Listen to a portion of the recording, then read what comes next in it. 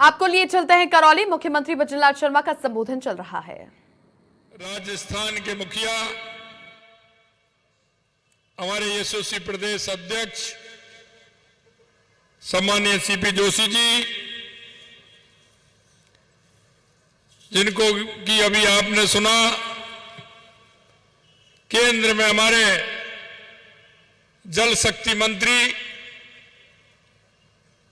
श्रीमान गजेंद्र सिंह जी शेखावत साहब, हमारे जन स्वास्थ्य अभियांत्रिकी विभाग के मंत्री कन्हैयालाल जी चौधरी साहब, गृह राज्य मंत्री के रूप में हमारे साथ काम कर रहे भाई जवाहर मैडम जी, हमारे लोकप्रिय सांसद मनोज राजौरिया जी, संभाग के प्रभारी हेमराज मीणा जी, हमारे खंडार के विधायक जितेंद्र गोठवाल जी, प्रदेश के उपाध्यक्ष मुकेश दादी जी, हमारे करौली के लोकप्रिय विधायक भाई दर्शन सिंह जी, सपोटरा के विधायक भाई हंसराज जी मीना साहब, हमारे पार्टी के जिला अध्यक्ष भाई बिरजलाल जी, प्रभारी प्रेम प्रकाश जी, हमारे इस लोकसभा के संयोजक शिव कुमार सैनी जी, हमारी पूर्व विधायक राजकुमारी जी जाटव, रामनिवास जी मीणा प्रत्याशी टोडा भीम, विजय बैसला जी प्रत्याशी देवली उनियारा, अशोक सिंह जी धाबाई प्रदेश कार्य समिति सदस्य, हमारी पूर्व विधायक रोहिणी देवी जी, शेर सिंह मीना जी प्रदेश महामंत्री एसटी मोर्चा, हेमेंद्र वशिष्ठ जी, प्रहलाद सिंह जी, रमेश राजौरिया जी और मंच पर विराजमान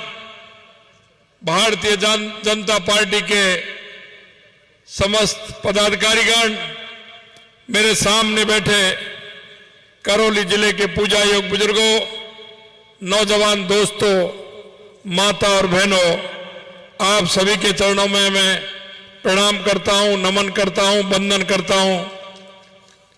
मित्रों, मैं आपसे इतना ही कहना चाहता हूं कि जब राजनीति में काम करते हैं तो मन के अंदर विश्वास पैदा करना होता है।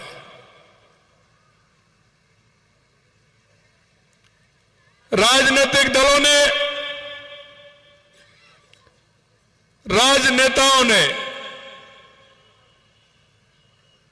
जिनकी लंबे समय तक सरकार रही, उन्होंने जनता के बीच में जो काम करने थे वो काम उन्होंने नहीं किए और जनता के मन में राजनीतिक पार्टियां और राजनेताओं के प्रति एक ऐसा भाव उत्पन्न कर दिया कि जनता देखते ही उनका मन और भाव बदल जाता था। क्योंकि जनता के बीच में जब जाते हैं, जो जनता की सुननी भी पड़ेगी, जनता के काम भी करने पड़ेंगे, क्योंकि जनप्रतिनिधि का दायित्व होता है कि वो जनता के बीच में जाकर जनता की समस्याओं से जुड़कर उसको हल कराने का काम करे। लेकिन कांग्रेस की सरकार ने हमेशा झूठ और लूट का काम किया, झूठ और लूट का काम किया। उन्होंने भ्रष्टाचार किया, उन्होंने तुष्टीकरण की राजनीति की। मुझे ध्यान है वो करौली की घटना बड़े शांतिपूर्ण तरीके से शोभा यात्रा निकल रही थी, किस तरह की घटना को अंजाम दिया गया था यह आप सभी को पता है। राजस्थान के अंदर चाहे वो करौली हो, चालवर हो, भीलवाड़ा हो, झालावाड़ हो, हनुमानगढ़ हो या उदयपुर का कन्हैयालाल हो, किस तरह की घटना हुई थी, लेकिन तुष्टीकरण के आधार पर चलने वाली सरकार ने किसी भी तरह का निर्णय नहीं लिया। ये ऐसी सरकार आपने देखी थी। मित्रों, मैं निवेदन करना चाहता हूं, ऐसी सरकार का मुखिया जिनके मंत्री साथ में बैठे थे, जनता के बीच में जब शिक्षक बैठे थे, शिक्षकों के बीच में मुख्यमंत्री जी ने पूछा क्या ट्रांसफर में भ्रष्टाचार होता है, सभी ने खड़े होकर के कह दिया हाँ साहब होता है। माननीय मुख्यमंत्री जी, मैं आपसे पूछना चाहता हूं, आपने जब इतनी बड़ी घटना थी तो उसका क्या किया? लास्ट तक कोई परिवर्तन नहीं किया। उन्होंने वो घटना किस तरह से माननीय प्रदेश के मुखिया की तरफ कहा और उन्होंने कहा कि हाँ भ्रष्टाचार होता है। इन्होंने जिंदगी भर राज किया नहीं, भ्रष्टाचार किया है। मित्रों, मैं बताना चाहता हूं, ये किसान हो, मजदूर हो, गरीब हो, ये किसी का काम नहीं करते। गरीबी के नाम पर वोट मांगा, सड़क के नाम पर वोट मांगा। आपने देखा होगा पहले गांव में स्कूल भी क्रमोन्नत कराना होता था, गांव के सरपंच गांव के वहां के जनप्रतिनिधियों को लेकर के जाते थे, जयपुर में जाके नेताजी के पीछे चक्कर लगाते थे, 10 चक्कर लगाते थे, जब भी नहीं हो पाता था। एक काम होता था, सड़क के लिए जाते थे। मित्रों, भारतीय जनता पार्टी राजनीति करती है तो जनता को विश्वास में लेकर के करती है, जनता के नियम बना करके करती है। आपको पता होगा हमारी केंद्र में सरकार बनी,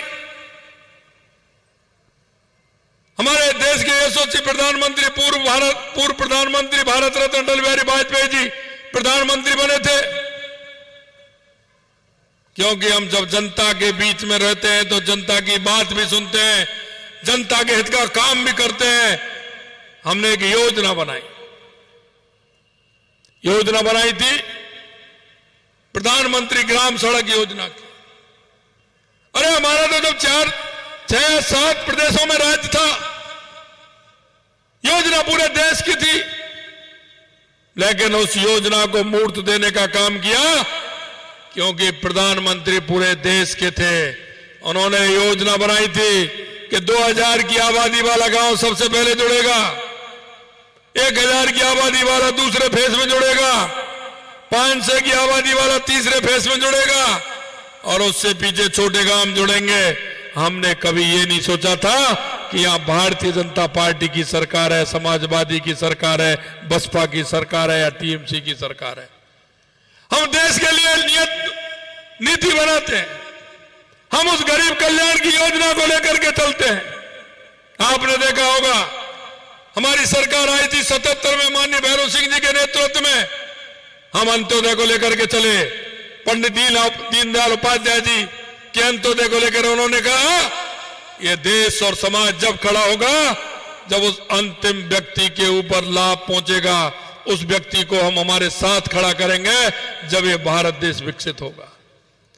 हमने पंडित दीनदयाल उपाध्याय जी की नीति को लेकर माननीय भैरव सिंह जी ने अंत्योदय योजना का विकास किया, काम के बदले अन्न योजना का उन्होंने चालू किया।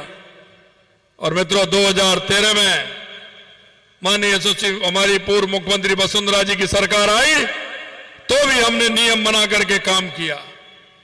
हमने कहा कि जो ग्राम पंचायत हेडक्वार्टर के जो गांव हैं उनमें एक साथ स्कूल खोलेंगे और हमने एक साथ 350 स्कूलों के पूरे राजस्थान में खोल करके हमने किसी को जयपुर में नहीं बुलाया और एक कलम से 350 स्कूल करने का काम हमारी सरकार ने किया। यह हम इसलिए करते हैं कि हम कार्यकर्ता हमारे जनता के बीच में जाते हैं, हमारे जनप्रतिनिधि जनता के बीच में जाते हैं, जनता की जो समस्या है उसका समाधान करने का वादा भी करके आते हैं और उसको पूरी करके भी दिखाते हैं। यह भारतीय जनता पार्टी की सरकार का काम है। मित्रों, मैं कहना चाहता हूं, अभी अभी आपने देखा है, कहा है हमने आपसे, हमारे संकल्प पत्र में हमने जो आपसे वादा किया है, हम आज भी आपको विश्वास दिलाते हैं कि एक एक वायदे को हमारी सरकार पूरा करेगी और जो हमने समय दिया है उस समय से पहले हम पूरा करेंगे। ये हम आपको विश्वास दिलाते हैं। क्योंकि आपने देखा है जो सच्चे मन से जहां काम करता है परमात्मा भी उसी का साथ देता है। आपने देखा होगा कि जब जब भारतीय जनता पार्टी की सरकार आती है तो प्रदेश में बारिश भी अच्छी होती है, अकाल भी नहीं पड़ता है, किसान भी खुशहाल रहता है, मजदूर भी खुशहाल रहता है। क्योंकि हमारा मन साफ है तो परमात्मा को वो भी दिखता है। मैं आपसे कहना चाहता हूं मित्रों कि हमारी सरकार को आए 2 महीने और कुछ दिन हुए हैं, लेकिन हमने आपसे जो वायदा किया था, हमने 15 दिसंबर को शपथ ली थी, 16 दिसंबर को आपका काम हमने प्रारंभ कर दिया। हमें ध्यान है, हमारे एक एक कार्यकर्ता को ध्यान है, हमारे एक एक जनप्रतिनिधि को ध्यान है कि हम जनता के बीच में गए, जो वायदा पूरा कह करके आए उन वायदों को हमें पूरा करना है। मैं आपको कहना चाहता हूं, हमारा एक एक मंत्री साथी दिन रात मेहनत करता है। अभी मेहनत मूर्त रूप में आएगी। कन्हैया लाल जी हमारे दिन रात लगे रहते हैं, हमारे सुरेश रावत जी, हमारे सभी मंत्री जो काम के लिए बैठते हैं, 4-4, 6-6 घंटे ऑफिस में बैठ करके काम करते हैं। एक एक योजना को अमली जामा किस तरह से पहनाया जाए, किस तरह से आगे बढ़ाया जाए, इसकी चिंता करते हैं। मैं तो आपसे इतना कहना चाहता हूं, यह कांग्रेस हमेशा झूठ और लूट की राजनीति करती है। आपने देखा होगा इनकी भी सरकार, राजस्थान के अंदर कांग्रेस की सरकार थी, मध्य प्रदेश के अंदर कांग्रेस की सरकार थी, छत्तीसगढ़ के अंदर कांग्रेस की सरकार थी, लेकिन घोटालों में तो शामिल हो गए।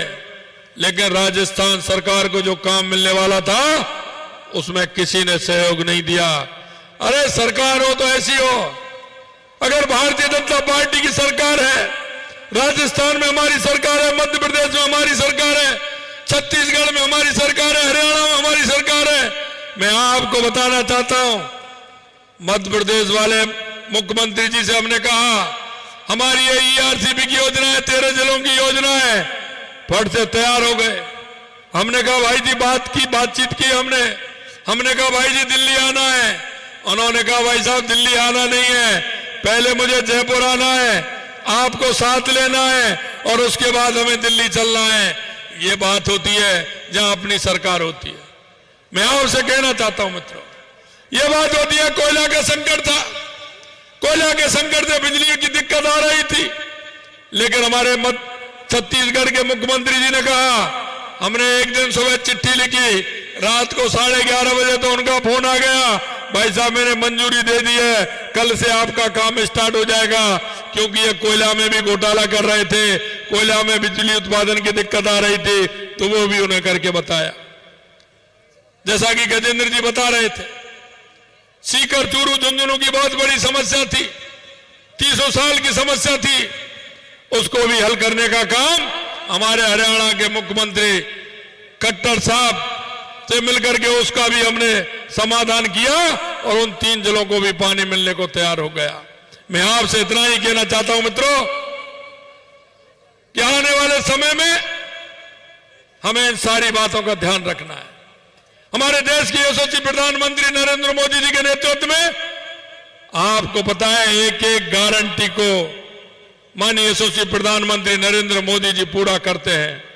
और एक और मैं विश्वास आपको दिलाना चाहता हूं, वो कहते हैं वो करते हैं और करते हैं वो ही कहते हैं। इसलिए मैं आपसे यही कहना चाहता हूं, आने वाले समय में लोकसभा का चुनाव आ रहा है। राजस्थान ने हमेशा 25 की 25 सीट 2 बार से दी है, लेकिन हमें विश्वास है कि 25 सीट आएंगी। लेकिन लगना चाहिए उनको कि 25 सीट आ रही है, लेकिन मैं एक बात आपसे कहना चाहता हूं मित्रों, एक भी बूथ ऐसा नहीं रहे, एक भी पोलिंग बूथ ऐसा नहीं रहे जिसमें भारतीय जनता पार्टी की जीत नहीं हो। और एक भी सांसद हमारा 5 लाख से कम नहीं जीते। हमारी जीत एक भारी जीत हो, 5 लाख से ऊपर से हमारी हर कैंडिडेट जीते, ऐसी मैं आप सभी से उम्मीद करता हूं। अगर मैं गरीब कल्याण की बात कहूं तो आपने देखा है 2014 के बाद देश के यशस्वी प्रधानमंत्री नरेंद्र मोदी जी के नेतृत्व में हमारी गरीब कल्याण की योजनाएं धरातल पर आई हैं। यही नहीं, देश का स्वाभिमान, देश का सम्मान, रक्षा के क्षेत्र में हमने काम किया है, विकास के क्षेत्र में हमने काम किया है, चाहे वो रोड के क्षेत्र में हो, चाहे रेलवे के क्षेत्र में हो। मैं आपसे इतना ही कहना चाहता हूं, आने वाले समय में हम सभी को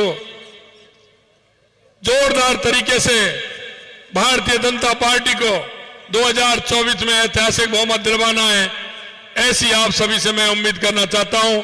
आप इतनी बड़ी संख्या में आए, आपने जो हमारा मान और सम्मान किया, उसके लिए मैं आप सभी को बहुत बहुत धन्यवाद देना चाहता हूं।